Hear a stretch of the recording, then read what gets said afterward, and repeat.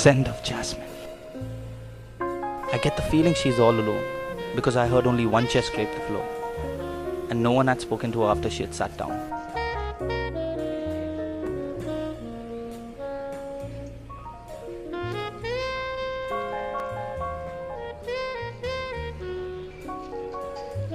On a good day, I can pick up this cup, take a sip, and return it back to the saucer.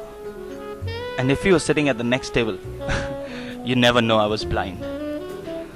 And so the challenge is to see how long I can carry out the deception before the person sitting at the next table realizes the truth.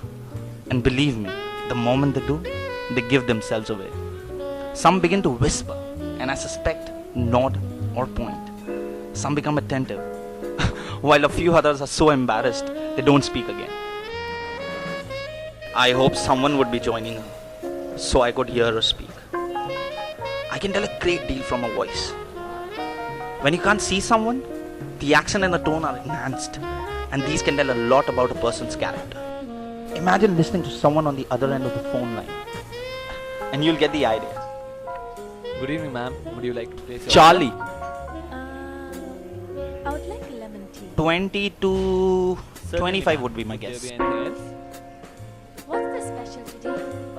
Polite, and not from this part of the town. Now I'm desperate to know more, Like cheese. but I need to hear I think again I'll if I'm to have pick a up lemon any tea. further Sure. clues. Thank you. Now coming back to Charlie. Charlie is a tall, strong, and a gentle being. How do I know? Because when he guides me back to the pavement after my morning coffee, his voice comes from several inches above me, and I am 5'10". And if I should accidentally bump against him, there's no surplus weight, just firm muscles. Charlie has recently split up with his girlfriend, and he still misses her. Some things you pick up from asking questions, others are volunteered. The next challenge is to see how much I can work out about the person sitting at the next table before they realize I cannot see them. Once they've gone on their way, well, Charlie comes and he tells me how much I got right. I usually manage about 7 out of 10. The scent of jasmine just sprung up my evening coffee. Not in the mood. And secondly, it's lavender, not jasmine. Well, whatever it is, I assume wherever you come from, they make the best perfumes in the world. And what makes you think that I'm not from this town? You seem to be a very polite person, and people in this town are not as cordial as you are. Well, flattered. Thank you so much. But you should try the grosseini from the menu. It's minus the cheese, and I'm sure you would like it. Really? Then I would love to try it. She seems to be friendly, flamboyant, and quite an open-minded person. She is ordering whatever a stranger has suggested. But earlier she was rude for some reason. And I'm really curious to know why.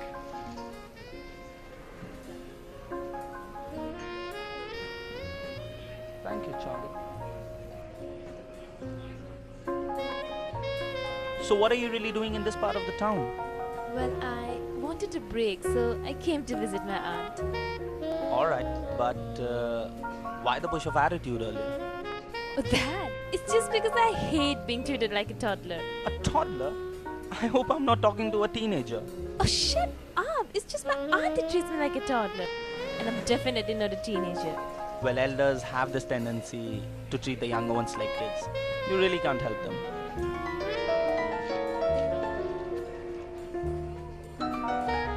Gosh, now you know what I mean. Hello?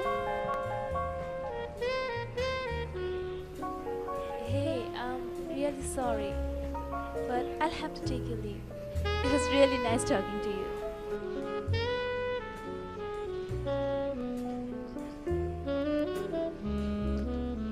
And remember, it's lavender, not jasmine.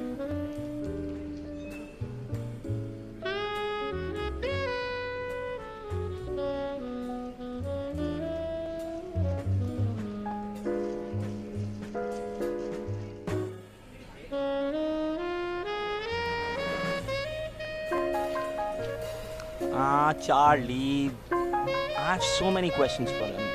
How many of my guesses would turn out to be correct this time? From the buzz of the cheerful chatter, I guess there are a lot of customers for him to handle today. Will there be anything else, sir? Well, there most certainly will be, Charlie. For the start, I want to know all about the girl who was sitting at the next table.